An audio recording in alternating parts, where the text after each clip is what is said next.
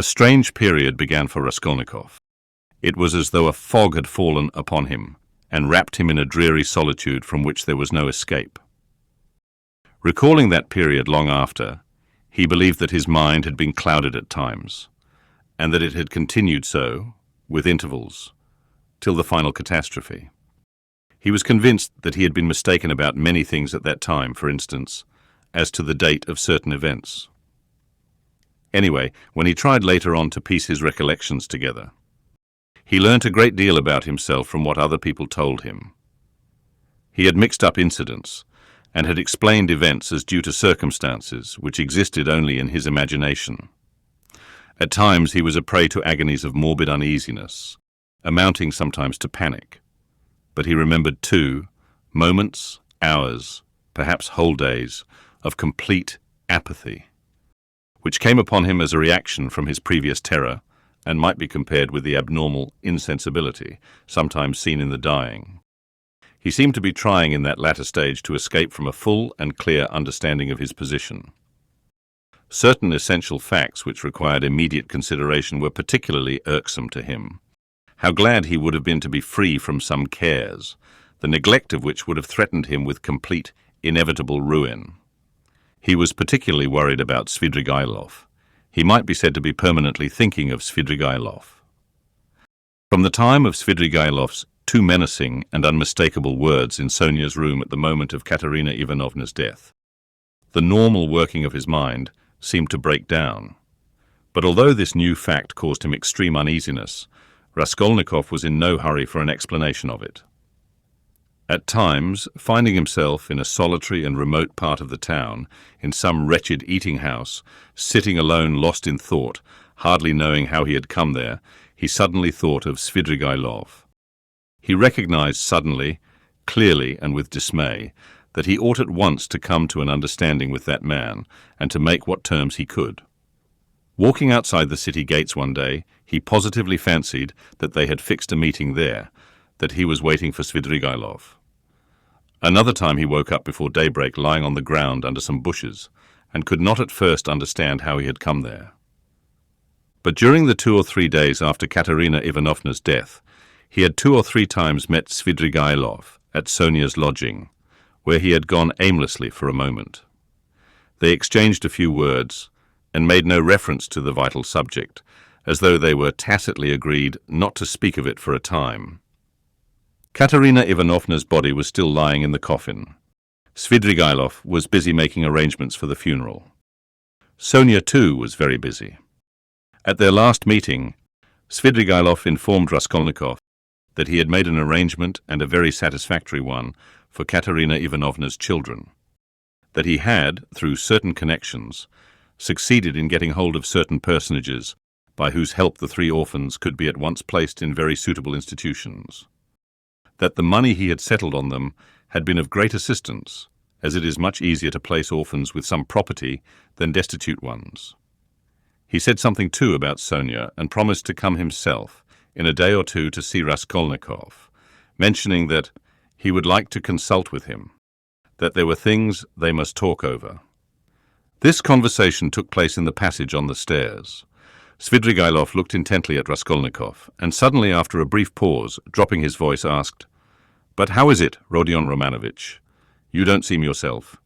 You look and you listen, but you don't seem to understand. Cheer up. We'll talk things over. I'm only sorry. I've so much to do of my own business and other people's." "Ah, Rodion Romanovich," he added suddenly, "what all men need is fresh air, more than anything." He moved to one side to make way for the priest and server, who were coming up the stairs. They had come for the requiem service. By Svidrigailov's orders, it was sung twice a day punctually. Svidrigailov went his way. Raskolnikov stood still a moment, thought, and followed the priest into Sonia's room. He stood at the door. They began quietly, slowly and mournfully, singing the service. From his childhood, the thought of death and the presence of death had something oppressive and mysteriously awful, and it was long since he had heard the requiem service. And there was something else here as well, too awful and disturbing. He looked at the children. They were all kneeling by the coffin. Polenka was weeping. Behind them, Sonia prayed, softly and, as it were, timidly weeping. "These last 2 days she hasn't said a word to me, she hasn't glanced at me," Raskolnikov thought suddenly. The sunlight was bright in the room, the incense rose in clouds, the priest read, "Give rest, O Lord." Raskolnikov stayed all through the service. As he blessed them and took his leave, the priest looked round strangely. After the service, Raskolnikov went up to Sonia. She took both his hands and let her head sink on his shoulder. This slight friendly gesture bewildered Raskolnikov. It seemed strange to him that there was no trace of repugnance, no trace of disgust, no tremor in her hand. It was the furthest limit of self-abnegation, at least so he interpreted it. Sonia said nothing. Raskolnikov pressed her hand and went out. He felt very miserable. If it had been possible to escape to some solitude, he would have thought himself lucky, even if he had to spend his whole life there. But although he had almost always been by himself of late, he had never been able to feel alone. Sometimes he walked out of the town onto the high road. Once he had even reached a little wood. But the lonelier the place was, the more he seemed to be aware of an uneasy presence near him. It didn't frighten him, but greatly annoyed him, so that he made haste to return to the town, to mingle with the crowd, to enter restaurants and taverns, to walk in busy thoroughfares. There he felt easier and even more solitary. One day at dusk, he sat for an hour listening to songs in a tavern, and he remembered that he positively enjoyed it. But at last he had suddenly felt the same uneasiness again, as though his conscience smote him. "Here I sit listening to singing. Is that what I ought to be doing?" he thought. Yet he felt at once that that was not the only cause of his uneasiness. There was something requiring immediate decision, but it was something he could not clearly understand or put into words. It was a hopeless tangle.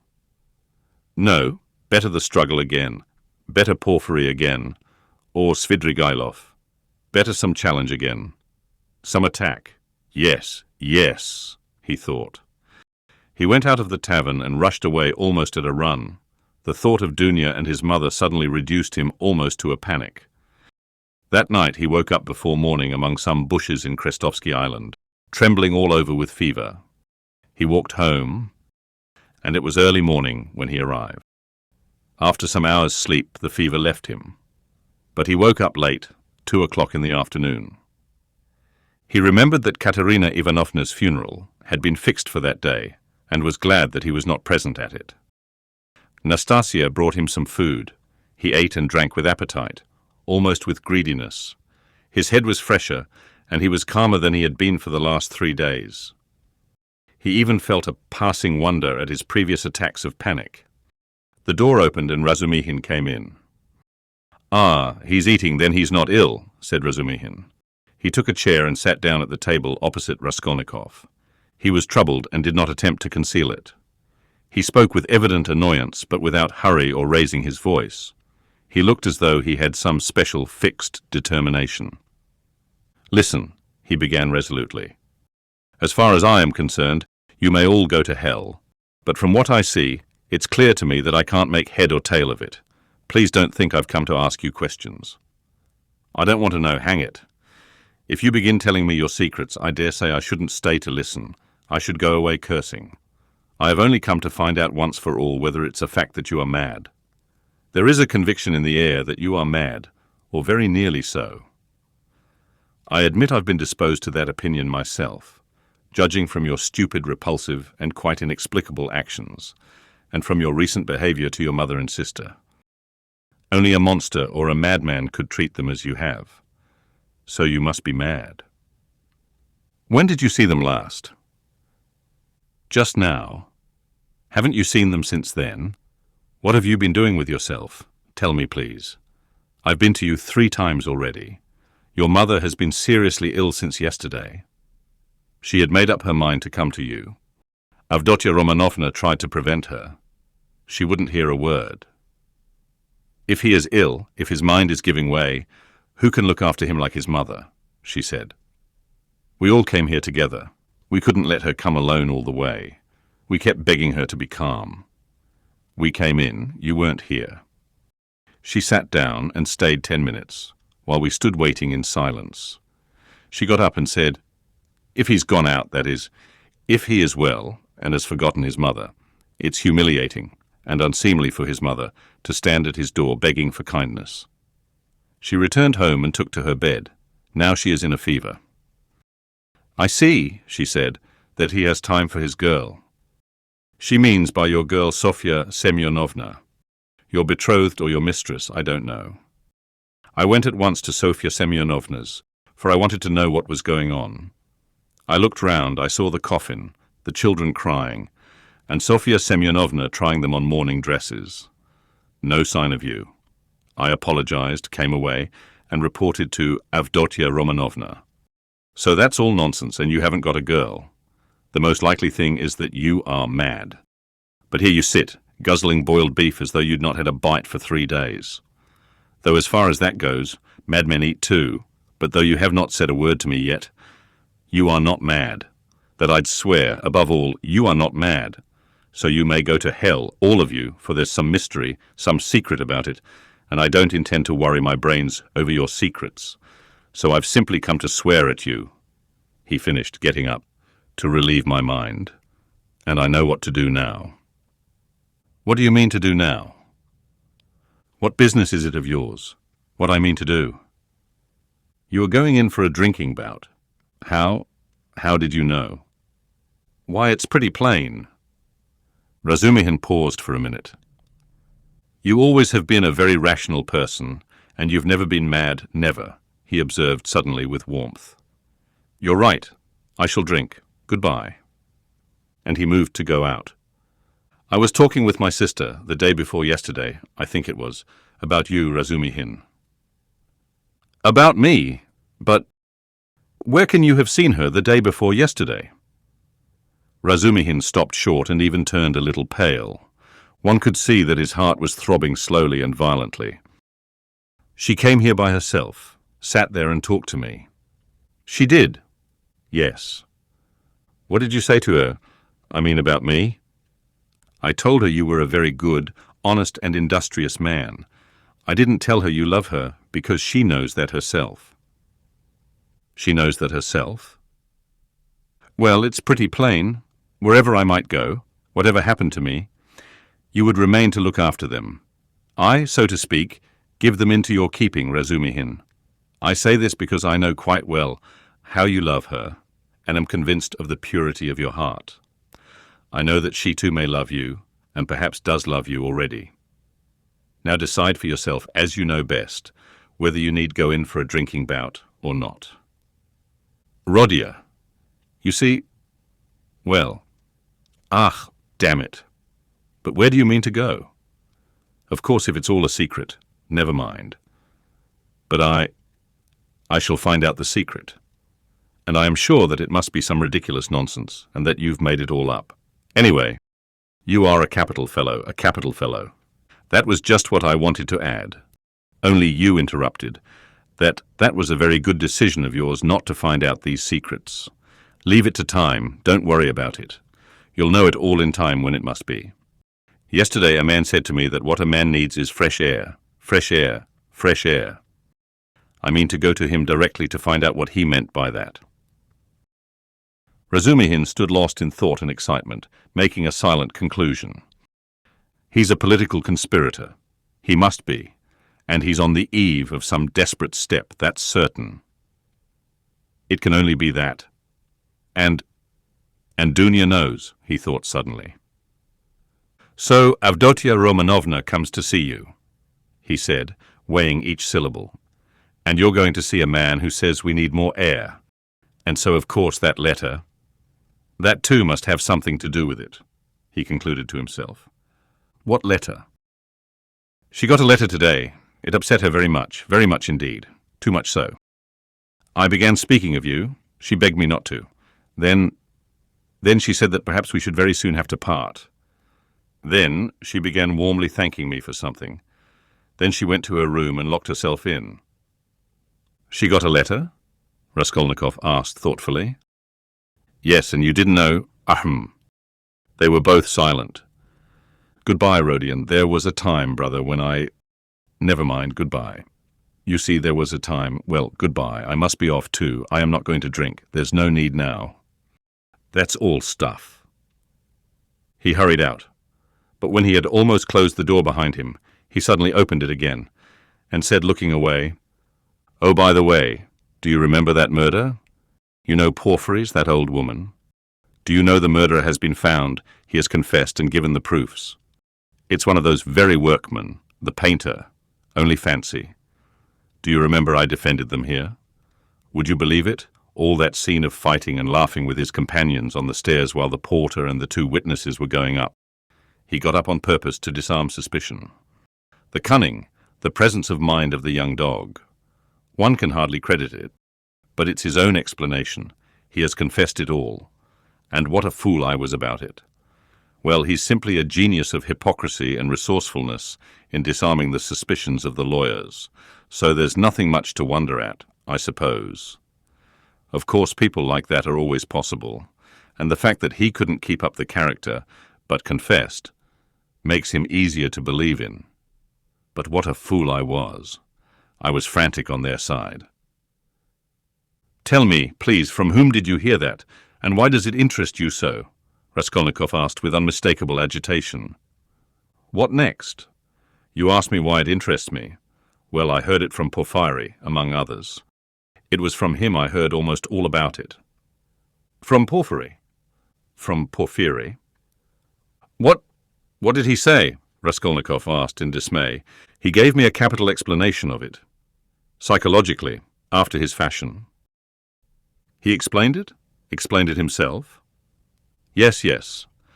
Goodbye. I'll tell you all about it another time, but now I'm busy. There was a time when I fancied. But no matter, another time. What need is there for me to drink now? You have made me drunk without wine. I am drunk, Rodya. Goodbye, I'm going. I'll come again very soon. He went out. He's a political conspirator, there's not a doubt about it, Razumihin decided, as he slowly descended the stairs. And he's drawn his sister in. That's quite in keeping with Avdotya Romanovna's character. There are interviews between them. She hinted at it too. So many of her words. And hints bear that meaning. And how else can all this tangle be explained? And I was almost thinking, good heavens, what I thought. Yes, I took leave of my senses, and I wronged him. It was his doing, under the lamp in the corridor that day. Phoo, what a crude, nasty, vile idea on my part. Nikolay is a brick for confessing. And how clear it all is now. His illness then, all his strange actions. Before this in the university, how morose he used to be, how gloomy. But what's the meaning now of that letter? There's something in that too, perhaps. Whom was it from? I suspect. No, I must find out. He thought of Dunya, realizing all he had heard, and his heart throbbed, and he suddenly broke into a run. As soon as Razumihin went out, Raskolnikov got up, turned to the window, walked into one corner and then into another, as though forgetting the smallness of his room, and sat down again on the sofa. He felt, so to speak, renewed. Again the struggle, so a means of escape had come. Yes, a means of escape had come. It had been too stifling, too cramping, the burden had been too agonizing. A lethargy had come upon him at times. From the moment of the scene with Nikolay at Porfiry's, he had been suffocating, penned in without hope of escape. After Nikolay's confession, on that very day, had come the scene with Sonia. His behavior and his last words had been utterly unlike anything he could have imagined beforehand. He had grown feebler, instantly and fundamentally. And he had agreed at the time with Sonia. He had agreed in his heart he could not go on living alone with such a thing on his mind. And Svidrigailov was a riddle.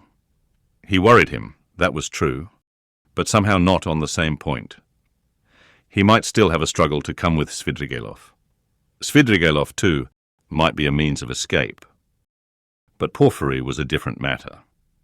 And so Porfiry himself had explained it to Razumihin, had explained it psychologically. He had begun bringing in his damned psychology again, Porfiry. But to think that Porfiry should for one moment believe that Nikolay was guilty, after what had passed between them before Nikolai's appearance, after that tete-a-tete interview, which could have only one explanation. During those days, Raskolnikov had often recalled passages in that scene with Porfiry. He could not bear to let his mind rest on it. Such words, such gestures had passed between them. They had exchanged such glances. Things had been said in such a tone and had reached such a pass that Nikolai, whom Porfiry had seen through at the first word, at the first gesture, could not have shaken his conviction. And to think that even Razumihin had begun to suspect. The scene in the corridor under the lamp had produced its effect then. He had rushed to Porfiry. But what had induced the latter to receive him like that? What had been his object in putting Razumihin off with Nikolai? He must have some plan. There was some design, but what was it? It was true that a long time had passed since that morning, too long a time, and no sight nor sound of Porfiry. Well, that was a bad sign. Raskolnikov took his cap and went out of the room, still pondering. It was the first time for a long while that he had felt clear in his mind, at least. I must settle Svidrigailov, he thought, and as soon as possible. He too seems to be waiting for me to come to him of my own accord. And at that moment there was such a rush of hate in his weary heart that he might have killed either of those two, Porfiry or Svidrigailov.